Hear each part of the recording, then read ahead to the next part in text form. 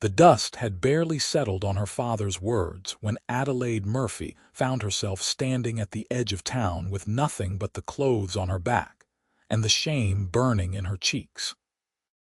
She pressed one trembling hand against her stomach, where a secret life grew beneath the fabric of her worn cotton dress, and tried to stop the tears from falling. It was late summer in 1883, and Williams, Arizona showed no mercy to those who had fallen from grace. The afternoon sun beat down mercilessly as she walked past the railroad depot, past the saloon where men stopped their conversations to stare, past the general store where Mrs. Henderson turned her back deliberately in the window. Her father had made his decree that morning, his face red with rage and righteous indignation, his voice carrying through their modest home on the respectable side of town. Her mother had wept silently in the corner, but not a word of protest had left her lips.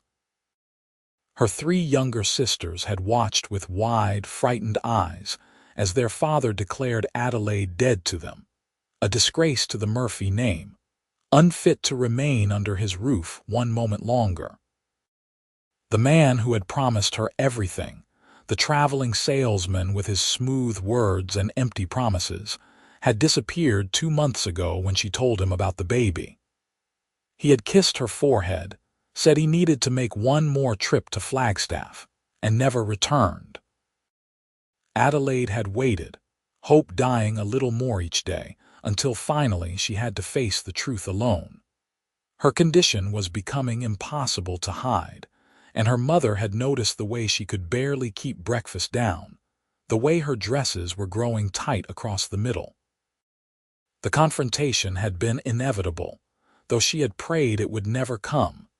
Now she walked with no destination in mind, only knowing she had to keep moving. The main street gave way to the rougher edges of town, where the buildings grew more ramshackle and the respectability gave way to survival. Her feet ached in her boots, and exhaustion pulled at her limbs. She had not eaten since yesterday evening, and the nausea that plagued her mornings was giving way to a hollow, desperate hunger. The sun was beginning its descent toward the horizon, painting the Arizona sky in shades of orange and gold, and Adelaide realized with growing panic that she had nowhere to go when darkness fell. She found herself near the livery stable at the far end of town, where the smell of horses and hay filled the air. Her vision swam slightly, and she reached out to steady herself against a weathered fence post. The world tilted dangerously, and she felt her knees beginning to buckle. Strong hands caught her before she hit the ground. She looked up through blurred vision to see a man's face, sun-weathered and concerned, his eyes a striking shade of gray beneath the brim of a dusty hat. He was young, perhaps 24 or 25, with dark hair that needed cutting and a jaw shadowed with stubble. His arms held her steady, and she could feel the calluses on his hands even through the fabric of her sleeves. "Steady now," he said, his voice low and calm. "When did you last eat?" Adelaide tried to answer, but her throat was too dry. She shook her head helplessly and felt the tears finally spill over despite her best efforts to maintain some dignity. The man guided her gently to a bench outside the stable, supporting most of her weight as they moved. He settled her carefully onto the worn wooden seat, then crouched down in front of her so they were at eye level. "Wait here," he said simply, and disappeared into the stable before she could protest. He returned moments later with a canteen of water and what looked like half a loaf of bread wrapped in cloth. Adelaide drank gratefully, the water easing the painful dryness in her throat, and then accepted the bread with shaking hands. She forced herself to eat slowly, though every instinct screamed at her to devour it. The man watched her quietly, not speaking, just waiting with a patience that seemed innate to his character.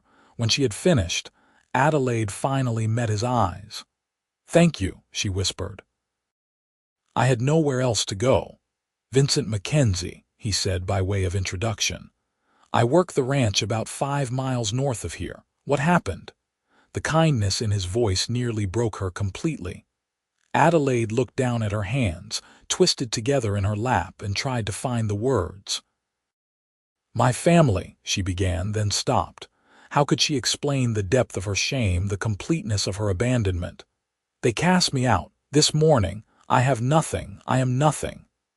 "That is not true," Vincent said firmly. The conviction in his voice made her look up in surprise. He studied her face for a long moment, and she wondered what he saw there beyond the tears and desperation. Why would they do such a thing? Adelaide felt the heat rise in her cheeks again, the shame threatening to choke her, but something in his steady gaze made her tell the truth. Perhaps it was because she had nothing left to lose, or perhaps it was the simple fact that he had shown her more kindness in 5 minutes than anyone else had in months. "I am with child," she said quietly. "The father is gone.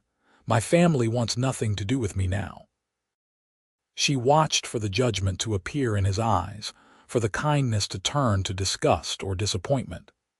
Instead, Vincent Mackenzie simply nodded slowly, as if she had confirmed something he had already suspected. He stood up, dusting off his worn denim pants, and held out his hand to her. "Come with me," he said. Adelaide stared at his outstretched hand, confused. "Where?" "To the ranch. I have a cabin there, nothing fancy, but it has a roof and walls and a good stove. You can stay there." He saw the uncertainty in her face and added, "You are safe there, always." "I cannot possibly," Adelaide began, but he shook his head. "You have nowhere else to go, you just said so yourself. The ranch belongs to a decent man named Henry Crawford.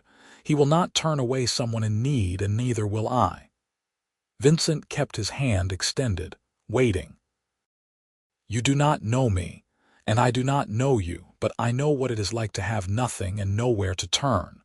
I will not leave you here to face the night alone." Something in his words rang with absolute sincerity. Adelaide searched his face, looking for any sign of ulterior motive, any hint of the kind of smooth manipulation she had fallen for before. She found only honest concern and a quiet strength that seemed as solid as the Arizona mountains in the distance. Slowly, she placed her hand in his. Vincent helped her to her feet, then led her around to the back of the stable where a brown and white paint horse stood tied to a post. The animal was clearly well cared for, its coat gleaming even in the fading light. "This is Dakota," Vincent said, untying the reins. "He has carried heavier burdens than the two of us." He mounted first, then reached down to help Adelaide up behind him. She had ridden before, years ago, but never like this.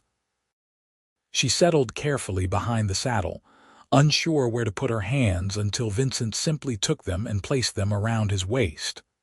"Hold on," he said. "The ranch is not far, but the road is rough in places."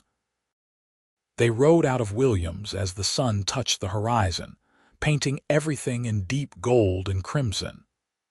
Adelaide held on to Vincent, feeling the steady rhythm of the horse beneath them and the solid warmth of his back against her hands.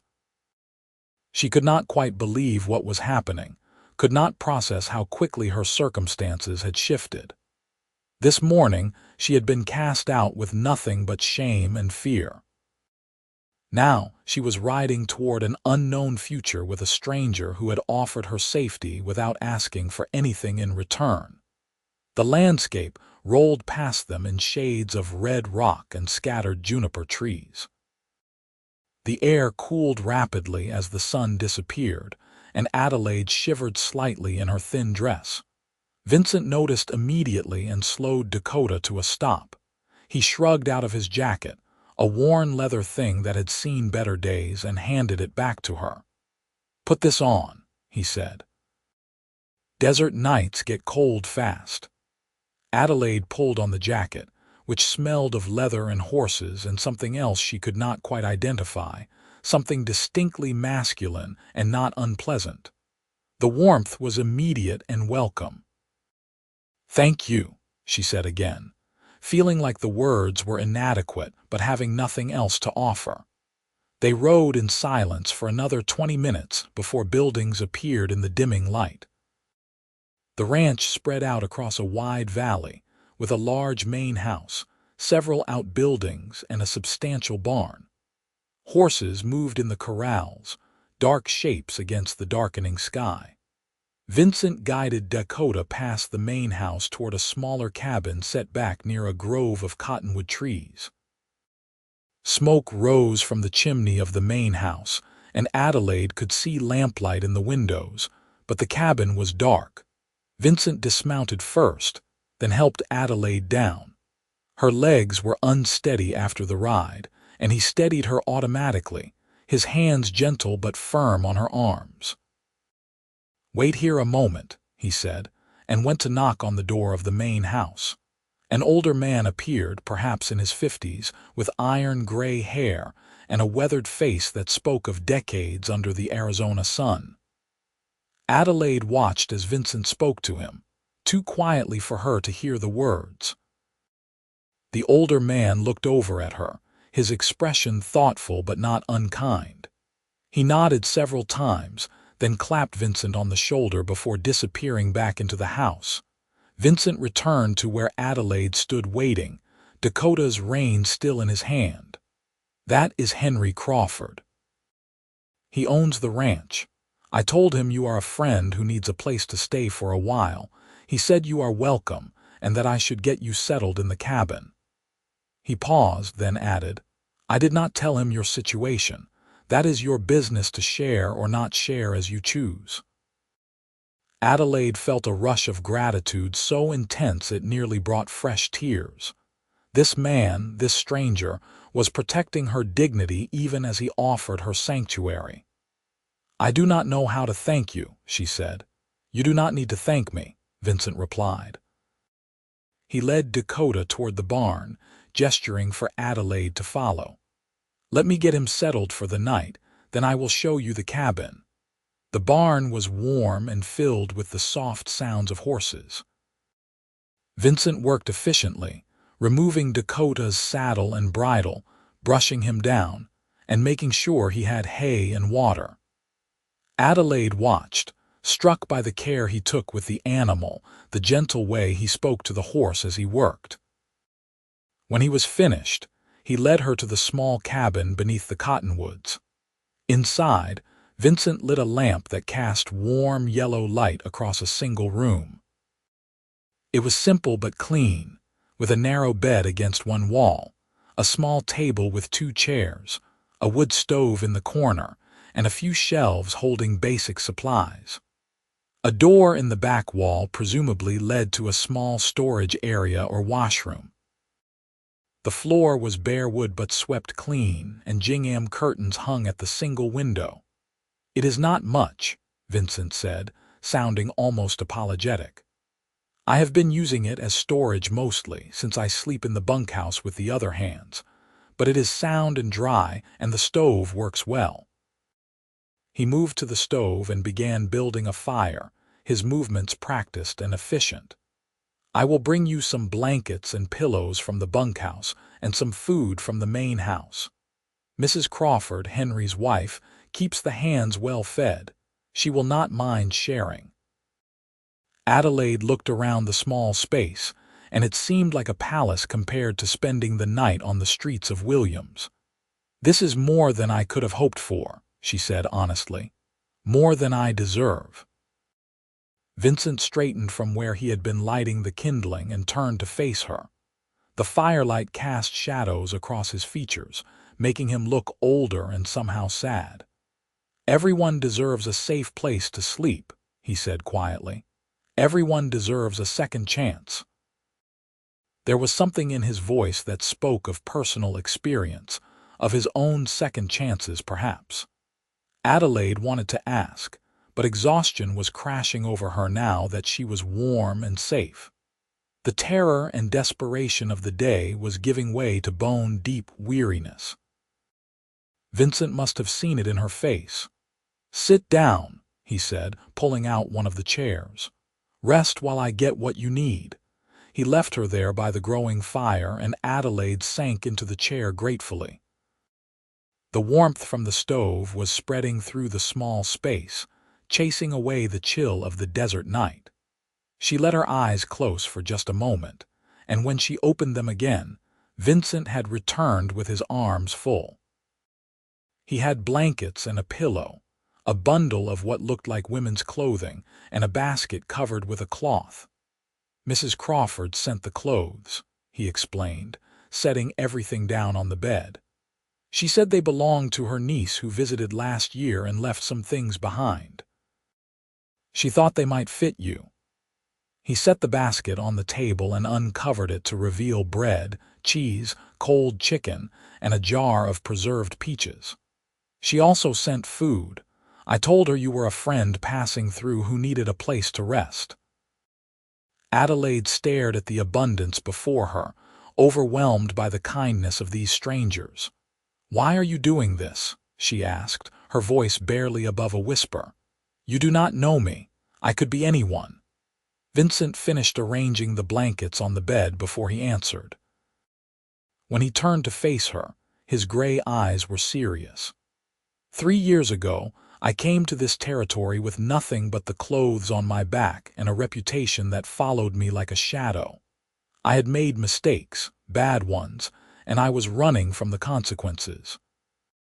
Henry Crawford gave me a job when no one else would, gave me a chance to prove I was more than my worst decisions.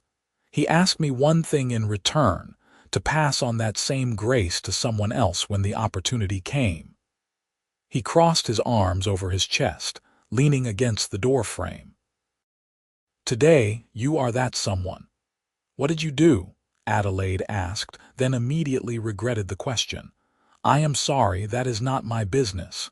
It is a fair question given the circumstances." Vincent studied the floor for a moment before continuing. "I was involved with some men who robbed a stage outside of Tucson. I did not pull a gun or hurt anyone, but I held the horses and took a share of the money. When they were caught, I ran rather than face justice. I spent a year drifting from town to town, spending that dirty money and hating myself more each day." He looked up, meeting her eyes directly. "Finally, I came here and Henry saw something in me worth saving. I worked for 2 years to pay back what I had stolen, every cent, and send it to the stage line company. I will never be proud of what I did, but I am proud of what I have become since." Adelaide absorbed this confession, seeing the courage it took for him to tell her. "You did not have to tell me that," she said. "Yes, I did. You are trusting me with your safety. You deserve to know who I am." Vincent pushed away from the doorframe. "I will leave you to rest now. In the morning we can figure out what comes next. For tonight, just know that you are safe here." He was almost to the door when Adelaide spoke again. "Vincent," he turned back, and she tried to put everything she was feeling into words. "Thank you for seeing me as more than my mistakes." Something shifted in his expression, a softening around his eyes. "We are all more than our worst moments," he said simply. "Sleep well, Adelaide." After he left, Adelaide ate some of the food from the basket, then changed into a soft cotton nightgown from the bundle of clothes. The bed was more comfortable than she had expected, the blankets warm and clean-smelling. She lay in the darkness, listening to the night sounds outside the cabin, the distant call of a coyote, the rustle of wind in the cottonwood leaves, and for the first time in months, she felt something other than fear. She was not sure what tomorrow would bring, but tonight she was warm and fed and safe, and that was more than she had dared to hope for when the sun rose on this terrible day.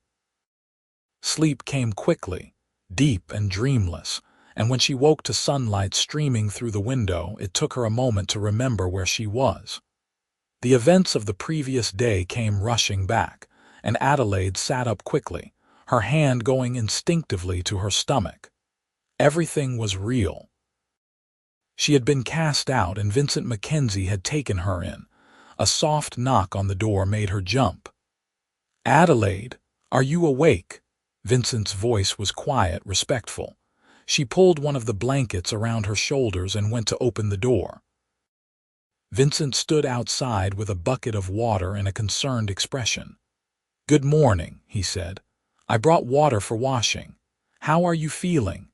"Better," Adelaide said, and realized it was true. The rest and food had helped more than she would have thought possible. "Thank you for the water." He set the bucket just inside the door, careful not to intrude. "Mrs. Crawford has breakfast ready at the main house. She asked if you would join us. If you are not feeling up to it, I can bring you something here." Adelaide hesitated. The thought of facing strangers, of enduring curious looks and questions, made her anxious. But she could not hide in this cabin forever, and these people had shown her nothing but kindness. "I will come," she decided. "Give me a few minutes to make myself presentable." Vincent nodded and stepped back. "I will wait out here." Adelaide closed the door and hurried to wash her face and hands in the cool water. She dressed in one of the borrowed dresses, a simple blue calico that fit reasonably well, though she had to let out the buttons at the waist slightly. She did her best with her hair, braiding it and pinning it up in a style that would have made her mother wince, but was the best she could manage without a mirror or proper supplies. When she emerged from the cabin, Vincent was sitting on the steps whittling a piece of wood. He looked up and smiled slightly. "You look rested," he said, pocketing the knife and wood. "Ready?" They walked together to the main house, and Adelaide tried to calm the nervous flutter in her stomach. The morning air was crisp and clear, the sky that impossibly deep blue that seemed unique to Arizona. She could see other ranch hands moving about their morning tasks, tending to horses and cattle in the distance. A few glanced their way with obvious curiosity, but no one stared rudely. Mrs. Crawford met them at the door, a small woman with kind eyes and graying brown hair pulled back in a neat bun. She was perhaps 45, with the sort of face that smiled easily. "You must be Adelaide," she said warmly, ushering them inside. "Vincent said you needed a place to rest." "You are very welcome here, dear." The interior of the house was comfortable and well kept, with handmade furniture and curtains that matched the warmth of its mistress. The smell of bacon and fresh coffee filled the air, making Adelaide's stomach growl embarrassingly. Mrs. Crawford laughed. "Come, sit down and eat. You look like you have not had a decent meal in days." Henry Crawford was already at the table, along with two ranch hands who were introduced as Tom and Samuel. They greeted Adelaide politely but without excessive curiosity, which she appreciated. Vincent pulled out a chair for her, then took the seat beside her as Mrs. Crawford began serving breakfast. The food was abundant and delicious. Eggs and bacon, fresh biscuits with butter and jam, and fried potatoes. Adelaide tried not to eat too quickly, mindful of her manners, but the hunger was intense. Mrs. Crawford kept refilling her plate with an approving nod, saying nothing but clearly pleased to see her eat. The conversation around the table was easy and focused on ranch business. Henry discussed which fence lines needed mending, and Samuel reported on a cow that was about to calve. Vincent mostly listened, occasionally offering observations in his quiet way. Adelaide appreciated that no one pressed her with questions about where she came from or why she was there. They treated her as if her presence was the most natural thing in the world. After breakfast, Mrs. Crawford pulled Adelaide aside while the men headed out to begin their work. "Let me show you the rest of the house, dear," she said, taking Adelaide's arm in a motherly way.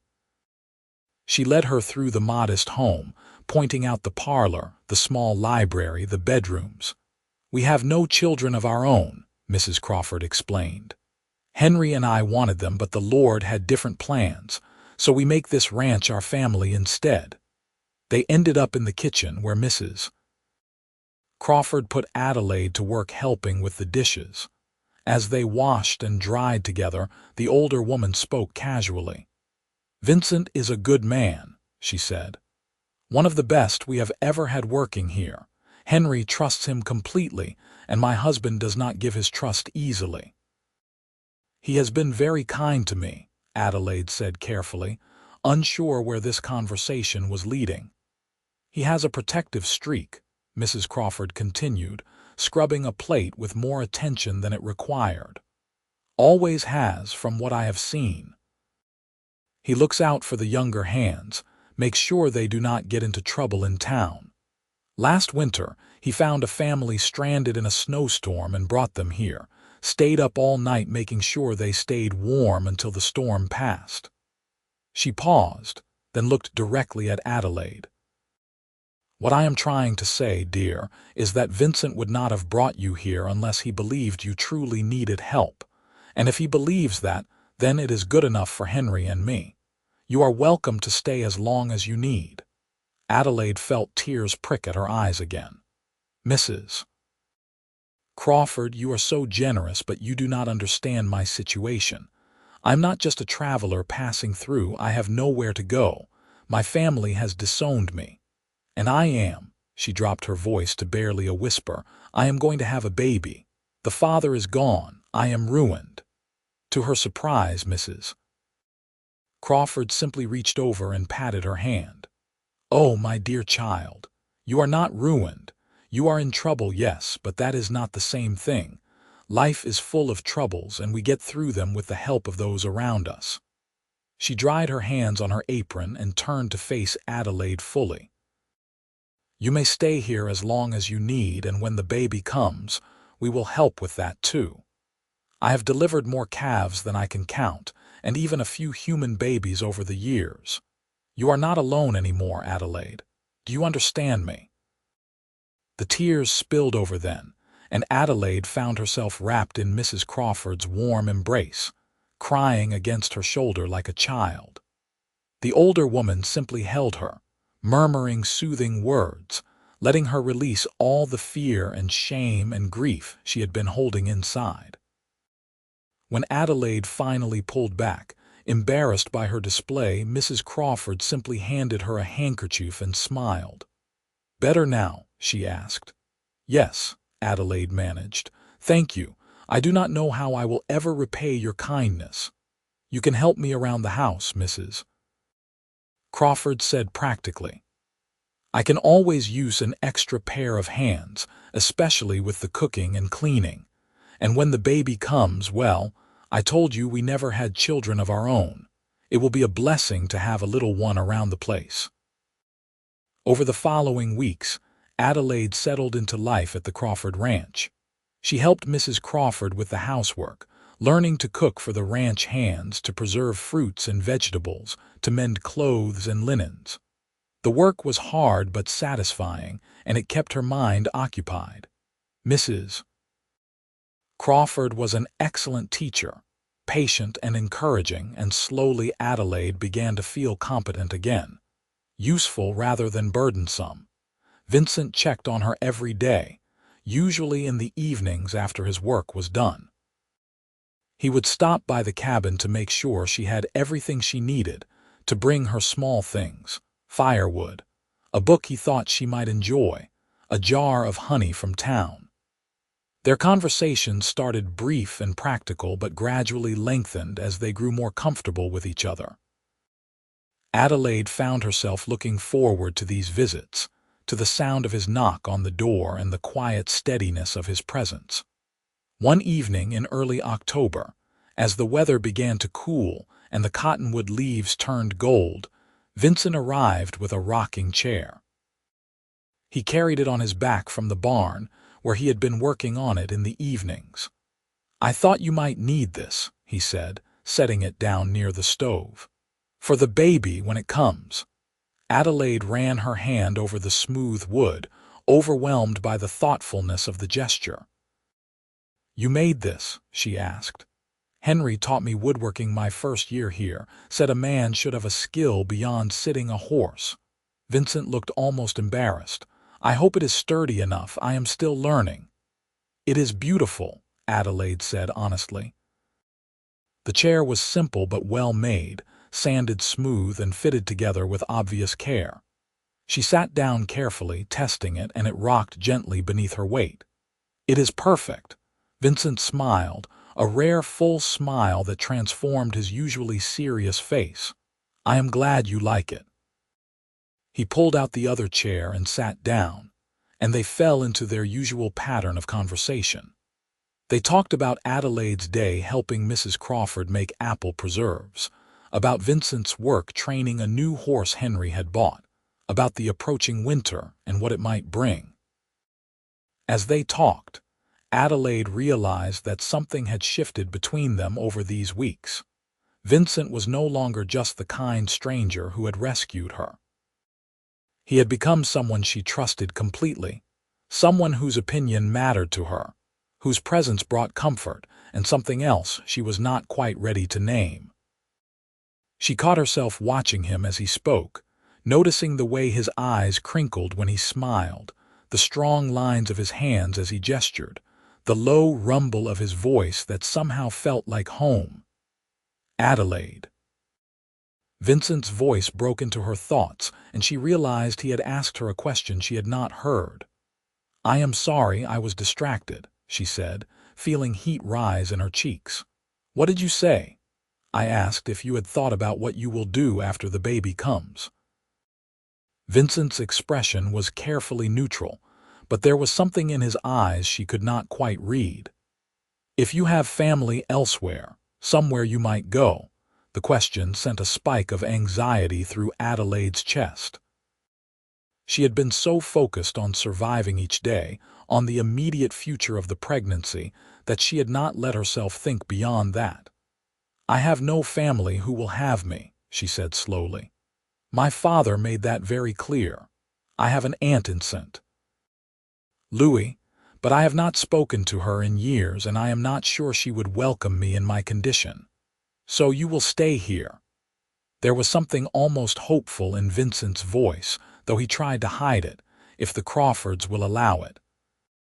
I do not want to impose forever, but I have nowhere else to go." Adelaide looked down at her hands, twisted together in her lap. "I worry sometimes that I am taking advantage of your kindness, all of you, that eventually you will grow tired of me and the trouble I represent." Vincent leaned forward in his chair, his expression intense. "You are not trouble, Adelaide. You are a person who was dealt a hard hand and is making the best of it. Anyone with eyes can see how hard you work, how much you help Mrs. Crawford, how grateful you are to be here. No one thinks you are taking advantage." "And you?" Adelaide asked, surprising herself with her boldness. "What do you think of me, Vincent?" He held her gaze for a long moment, and something passed between them, unspoken but powerful. "I think," he said carefully, "that you are one of the strongest people I have ever met. I think you deserve better than what life has given you so far. And I think," he paused, then continued more softly, "that I am very glad I was at that stable the day you needed help." Adelaide's heart was beating too fast, and she could not look away from his eyes. "I am glad too," she whispered. The moment stretched between them, fragile and full of possibility. Then Vincent stood abruptly, as if he had said too much. "It is getting late. I should let you rest." He moved toward the door, then paused with his hand on the handle. "Good night, Adelaide." "Good night, Vincent." After he left, Adelaide sat in the rocking chair he had made for her, moving gently back and forth, and tried to understand what she was feeling. She had sworn to herself after the traveling salesman disappeared that she would never trust a man again, never let herself be vulnerable to that kind of pain. But Vincent was different. Everything about him was steady and honest, from the work of his hands to the words he spoke. He had never made her false promises or tried to take advantage of her situation. He had simply shown her kindness, day after day, with no expectation of anything in return. And somewhere in the midst of that kindness, Adelaide had begun to fall in love with him. The realization terrified her. She had no right to love anyone, not in her condition, not carrying another man's child. What could she possibly offer Vincent except the scandal of her situation and the burden of a child that was not his? He deserved better than her tarnished reputation and complicated circumstances. He deserved someone pure and untouched, someone who could give him a fresh start rather than dragging him back into the kind of trouble he had worked so hard to escape. But knowing she should not feel this way did not stop the feeling from growing stronger with each passing day. The weather turned colder as November arrived, and Adelaide's pregnancy became impossible to hide. Her dresses strained across her growing belly, and Mrs. Crawford let out the seams as far as they would go, then began sewing new ones with extra fabric. The older woman seemed to glow with excitement about the coming baby, planning and preparing as if it were her own grandchild on the way. The ranch hands all knew about Adelaide's situation now, though no one spoke of it directly. They treated her with unfailing politeness and respect, tipping their hats when they passed her, offering to carry heavy loads. Adelaide suspected that Vincent had said something to them, made it clear that she was under the protection of the ranch and anyone who disrespected her would answer to him. The thought made her heart swell with gratitude and something deeper. One cold evening in mid-November, Adelaide was preparing for bed when a sharp pain seized her lower back. She gasped and grabbed the edge of the table, breathing through it until it passed. It was too early, she thought frantically. The baby was not due for at least 6 more weeks. But over the next hour the pains came again, more frequent and more intense. She tried to tell herself it was nothing, just the normal discomforts of pregnancy, but deep down she knew something was wrong. Finally, when the pain became too intense to bear alone, she threw a shawl over her nightgown and stumbled out of the cabin toward the main house. The night was bitter cold, and she could see her breath in the moonlight. She made it halfway across the yard before another pain doubled her over, and she cried out despite herself. The door to the bunkhouse flew open, and Vincent appeared, still pulling on his shirt. He took one look at her bent over in the yard and ran to her side. "Adelaide, what is happening?" "The baby," she gasped. "Something is wrong. It is too early." Vincent scooped her up in his arms without hesitation and carried her toward the main house, shouting for Mrs. Crawford. Within moments, the house was ablaze with light. Mrs. Crawford took one look at Adelaide and immediately took charge, directing Vincent to carry her to the spare bedroom and sending Henry to ride for the doctor in Williams. "The doctor will never make it in time," Vincent said, his face pale with worry. "Then I will have to do, Mrs. Crawford said firmly. "Vincent, I need you to fetch hot water and clean linens from the kitchen. Adelaide, dear, you are going to be fine. We will get through this together." The next hours passed in a haze of pain and fear. Mrs. Crawford never left Adelaide's side, coaching her through each contraction, wiping her face with cool cloths, murmuring encouragement. Vincent came and went, bringing whatever Mrs. Crawford needed, his face drawn with concern. At one point, Adelaide reached for his hand during a particularly intense contraction, and he held it tightly, letting her squeeze until she thought she might break his bones. He never flinched, never pulled away, just stayed beside her and told her she was strong, she could do this. She was not alone. As dawn was breaking through the window, Adelaide finally heard the sound she had been praying for, the thin, angry cry of a newborn baby. Mrs. Crawford laughed with relief and triumph as she wrapped the tiny infant in a blanket. "It is a boy," she announced. "Small, but he seems healthy. You did it, Adelaide." Adelaide was trembling with exhaustion and relief as Mrs. Crawford placed the baby in her arms. He was indeed tiny, his little face red and wrinkled, his fists waving in the air as he cried. But he was alive and he was hers, and Adelaide felt a rush of love so intense it took her breath away. "Hello, little one," she whispered. "You gave us quite a scare." The baby quieted at the sound of her voice, his dark blue eyes opening to look at her with that unfocused gaze of newborns. Adelaide touched his tiny fingers, marveling at the perfect miniature fingernails, the soft dark hair on his head, the weight of him in her arms. This was her son. Whatever mistakes she had made, whatever shame she carried, this child was innocent and perfect and entirely dependent on her love and protection. She looked up to find Vincent watching her from the doorway, his expression tender in a way she had never seen before. Their eyes met and something passed between them, an understanding that went beyond words. He came to the bedside and looked down at the baby with wonder. "He is beautiful, Adelaide," Vincent said softly. "What will you name him?" Adelaide had thought about this question during the long nights of her pregnancy, considered many names and discarded them all. But now, looking at this miracle in her arms and the man who had given her the safety and support to bring him into the world, she knew. "James," she said. "James Henry, after my grandfather and after Mr. Crawford, who gave us a home." Mrs. Crawford wiped tears from her eyes, and even Vincent's eyes looked suspiciously bright. "That is a fine name," he said. "Strong, he will grow into it well." The doctor arrived an hour later, riding hard from Williams, but by then the crisis had passed. He examined both Adelaide and the baby, pronounced them both healthy despite the early arrival, and praised Mrs. Crawford's skill. "You did as good a job as I could have done myself, Elizabeth," he told her. "This mother and child are lucky to have you." Over the next weeks, Adelaide recovered her strength and learned the rhythms of caring for a newborn. James was a good baby, crying only when hungry or uncomfortable, sleeping for stretches that allowed Adelaide to rest as well.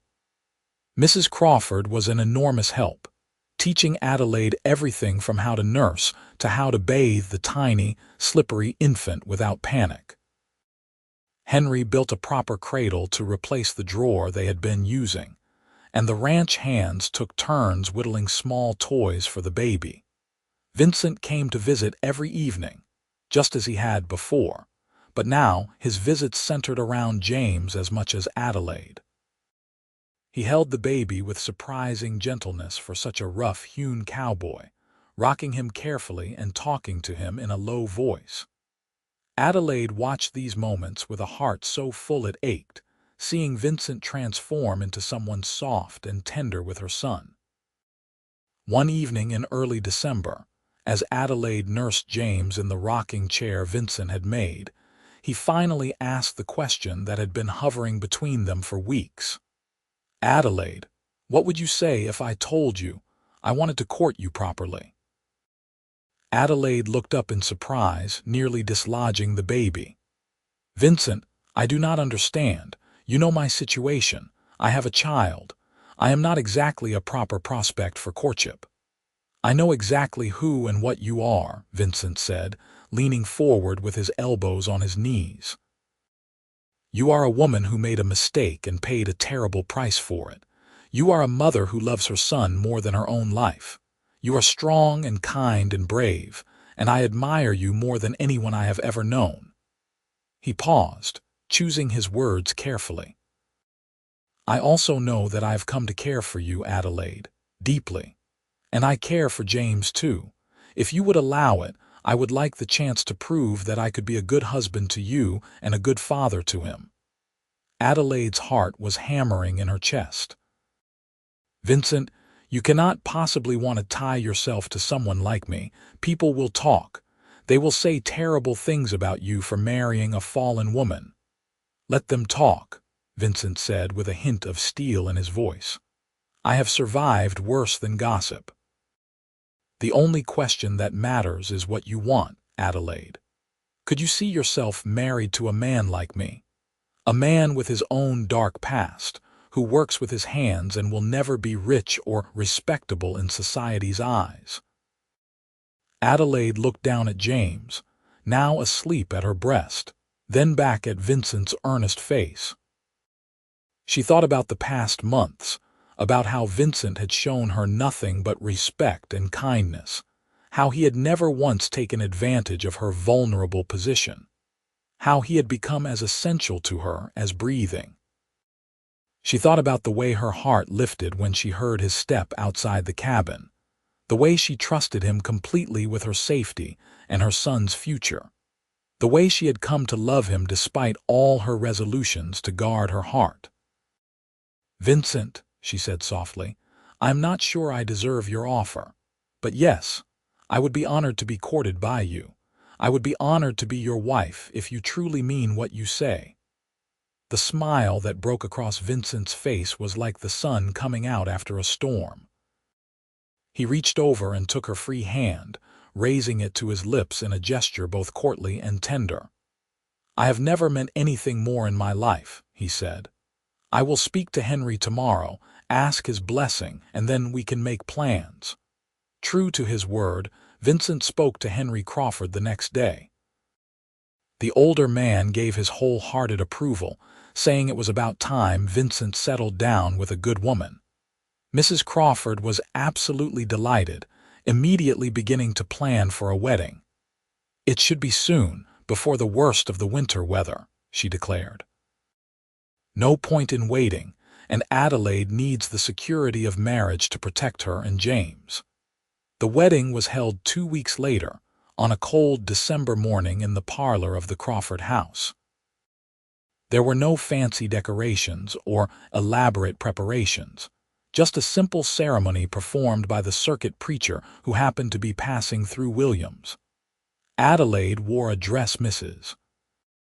Crawford had helped her sew from new fabric Henry had purchased in town, a soft gray wool that was both practical and becoming. Vincent wore his best clothes, his hair freshly cut, and his face clean-shaven.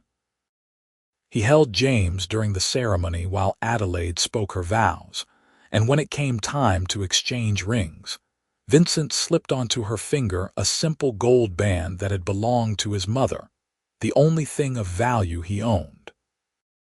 "I promise to love you and James, to protect you both, to work hard and provide for our family," Vincent said, his voice steady and sure. "I promise to be faithful and true for all the days of my life."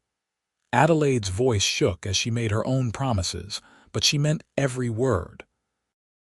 "I promise to love you and honor you, to build a home with you, to stand beside you through whatever comes.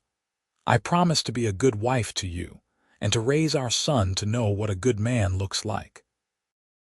When the preacher pronounced them married, Vincent kissed her gently, reverently, as if she were precious and fragile.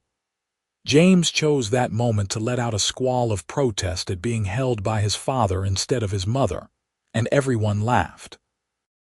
The tension broke, and it became a celebration, simple but joyful. Mrs. Crawford had prepared a feast, and even some of the ranch hands came to offer their congratulations and share the meal. That night, Adelaide moved her few possessions from the cabin to the bunkhouse where Vincent had been sleeping. The other hands had arranged for Vincent to have the small end room to himself, giving the new family some privacy. It was not much larger than the cabin had been, but it was theirs, and Adelaide had never been happier. She settled James in his cradle, then turned to find Vincent watching her with an expression that made her heart race. "Are you nervous?" he asked quietly. "A little," Adelaide admitted. She had been with a man before, obviously, but that had been frantic and hurried and ultimately meaningless. This was different. This was her husband, and it mattered. Vincent crossed the room and took her hands in his. "We do not have to do anything tonight except sleep," he said. "I know you just had a baby and you need time to heal. I can wait as long as you need." Adelaide was surprised by the rush of gratitude and affection she felt at his consideration. "Thank you," she whispered, "for understanding." They lay down together for the first time as husband and wife, with James sleeping peacefully in his cradle beside the bed. Vincent held Adelaide carefully, as if she might break, his arms around her in a way that felt protective rather than possessive. She rested her head on his chest, listening to the steady beat of his heart, and felt a peace she had not known in a very long time. "I love you, Adelaide Mackenzie," Vincent murmured into her hair. "I have loved you for months now, but I did not dare say it until I had the right." Adelaide's breath caught. She had not expected him to say it first, had not been sure he felt what she felt. "I love you too," she whispered back. "I have tried not to, thought I should not, but I cannot help it. You are the best man I have ever known, Vincent." They fell asleep like that, wrapped in each other's warmth and the promise of a future together. James woke twice in the night to eat, and each time Vincent got up with Adelaide, bringing her water and adjusting the pillows, making sure she was comfortable before going back to sleep. In the morning, Adelaide woke to find Vincent already dressed, about to head out for the morning chores. He kissed her forehead and told her to rest, that Mrs. Crawford would understand if she slept late on her first day as a married woman. The winter passed in a blur of new routines and growing happiness. Adelaide managed the household duties Vincent had never properly handled, cooking for them in the small stove in their room, keeping their clothes mended and clean, creating a home out of the sparse bunkhouse quarters. James grew rapidly, losing his newborn scrawniness and becoming a chubby, happy baby who smiled at everyone, but reserved his biggest smiles for Vincent. Vincent embraced fatherhood with the same quiet dedication he brought to everything else. He came home each evening tired and dusty from the day's work, but he always made time to hold James, to play with him, to give Adelaide a break. He built a larger cradle to replace the one James was rapidly outgrowing, then started work on other furniture they would need. On Sundays, their one day of rest, they would ride out together as a family. James bundled warmly against Adelaide's chest, exploring the land around the ranch and talking about their dreams for the future. "I want to have our own place someday," Vincent confided one sunny February afternoon as they sat beside a creek watching the water flow. "Not right away, maybe not for years, but eventually.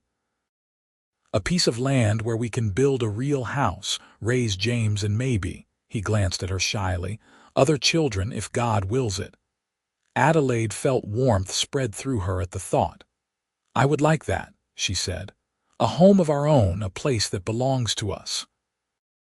"I have been saving my wages for 3 years now," Vincent continued. "Every month I set aside half, sometimes more. Henry pays well and I do not spend much. By next year I should have enough for a down payment on some land." Adelaide took his hand, lacing her fingers through his. "You have been planning this for a long time," she observed. "I have been planning for a future," Vincent corrected.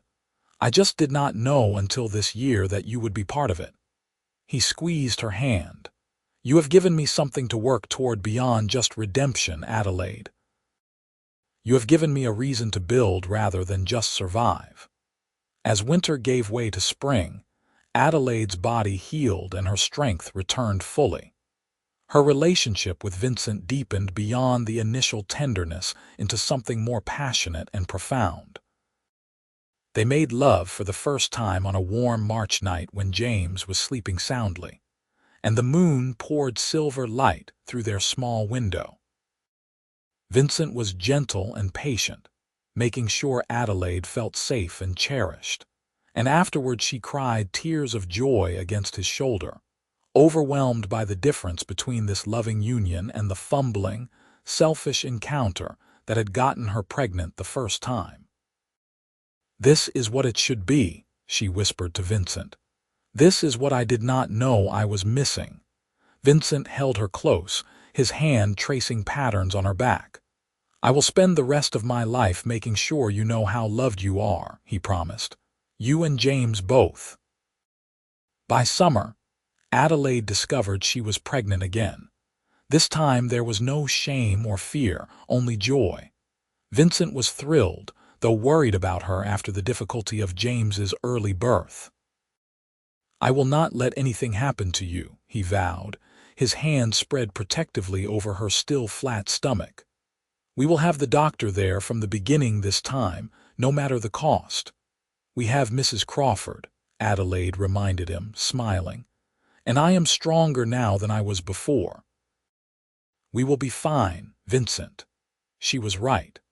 When their daughter arrived the following February on a snowy morning in 1885, the birth was long but uncomplicated. The doctor was indeed present this time, but it was Mrs. Crawford who coached Adelaide through the final pushes and caught the squalling infant as she entered the world. Vincent was outside pacing in the snow, holding 2-year-old James, until Mrs. Crawford finally took pity on him and called him in to meet his daughter. "She has your eyes," Adelaide said, exhausted but radiant as Vincent stared down at the red-faced baby in wonder. "She is perfect," Vincent breathed. "What should we name her?" Adelaide had thought about this too. "Rose," she said. "Rose Elizabeth, after the wild roses that bloom in the spring and after Mrs. Crawford, who has been like a mother to me." Mrs. Crawford burst into tears at the honor, and even crusty old Henry had to blow his nose loudly and claim it was just the dust. The little family was complete now, and the love that flowed between them was palpable to everyone who saw them together. That spring, Vincent made good on his promise. He had saved enough money, and Henry helped him find a piece of land about 10 miles from the ranch, 160 acres with good water and grazing potential. It would take years of hard work to build it into a proper ranch, but Vincent was not afraid of hard work. He and Adelaide walked the land together, James toddling between them and baby Rose strapped to Adelaide's back in a carrier Vincent had fashioned, and they planned where to build the house, where to put the barn, how to lay out the corrals. "Are you sure about this?" Vincent asked Adelaide as they stood on a slight rise overlooking their new property. "It will be hard at first, living in a temporary shelter while I build the house, doing without a lot of conveniences you have gotten used to at the ranch." Adelaide turned to him with shining eyes. "This is our land, Vincent, our home, our future. I would live in a tent if I had to, as long as we are together." They broke ground on the house in April, and Vincent worked on it every spare moment while still fulfilling his obligations to the Crawford Ranch. Henry was generous, giving Vincent time off to work on his own place, and even sending ranch hands to help with the heavy work. By autumn, the basic structure was complete. A simple but sturdy 4-room house with a porch across the front and real glass windows that Vincent had ordered special from Flagstaff. They moved in just before the first snow, and Adelaide spent the winter making it a true home. She sewed curtains for the windows, braided rugs for the floors, arranged their modest furniture to best advantage. Vincent built shelves and cabinets, a proper kitchen table with benches, a rocking chair for Adelaide that was even finer than the first one he had made her. In the evenings, they would sit by the fire with James playing at their feet and Rose sleeping in her cradle and talk about their dreams for the future. "I want to buy some cattle in the spring," Vincent said one night. "Start small, just a few head and build from there. In a few years, we could have a decent herd. And I want to start a garden," Adelaide added. "A big one with vegetables and herbs, maybe some chickens too for eggs." "James will be old enough to help with the chickens soon," Vincent observed, watching his son build towers with wooden blocks. "He is already good with animals." James had indeed inherited his father's way with creatures. At barely 2 years old, he was fearless around the horses and cattle, and Vincent had started teaching him how to be gentle and respectful with them. Rose, on the other hand, seemed to have her mother's practicality and her father's determination, already showing a stubborn streak at only a few months old. The years rolled by, marked by the rhythms of ranch life. Vincent built their herd slowly and carefully, working hard and making smart decisions. Adelaide's garden flourished, and she began selling her excess produce and preserves in Williams, bringing in extra money that they saved religiously. James grew into a serious, capable boy who was never happier than when riding beside his father, learning the skills of ranching. Rose proved to be a whirlwind of energy and curiosity, constantly into everything and keeping Adelaide on her toes. In 1887, Adelaide gave birth to another son whom they named Benjamin Vincent. 2 years later, another daughter arrived, Anna Catherine. Their family grew, and so did their ranch. Vincent's reputation as an honest, hard-working rancher spread, and people began seeking him out for advice or to buy his cattle. The stigma of Adelaide's past faded into irrelevance, replaced by respect for the strong, capable woman she had become. On a warm evening in June of 1890, Vincent and Adelaide sat on their porch watching the sun set over land that now held nearly 300 head of cattle. James, now 7, was showing 6-year-old Rose how to rope a fence post. Baby Anna toddled around the yard while Ben, 3 years old, sat playing with a wooden horse his father had carved. "You ever think about that day in Williams?" Vincent asked quietly. "The day I found you outside the stable," Adelaide smiled, remembering. "Every day," she said. "It was the worst day of my life and the beginning of the best part of my life, all at once." "I knew when I saw you," Vincent confessed. "Something in me just knew you were going to be important, that my life was about to change." "You saved me," Adelaide said simply. "You and your kindness and your steady heart. You saved me when I had nothing and no one." Vincent reached over and took her hand, the gesture as natural as breathing after 7 years of marriage. "You saved me too," he said. "I was just surviving before you, just existing day to day, trying to make up for my past. You gave me a reason to live instead of just survive. You gave me a family, a purpose, a future worth building." They sat in comfortable silence, hands linked, watching their children play in the golden evening light. James was everything Adelaide had hoped he would be, growing up knowing his father's love and protection. He would never have to wonder who his real father was, because Vincent had claimed him as his own from the very beginning, had given him a name and an identity, and unwavering devotion. The other children adored their big brother, following him around and looking up to him with obvious hero worship.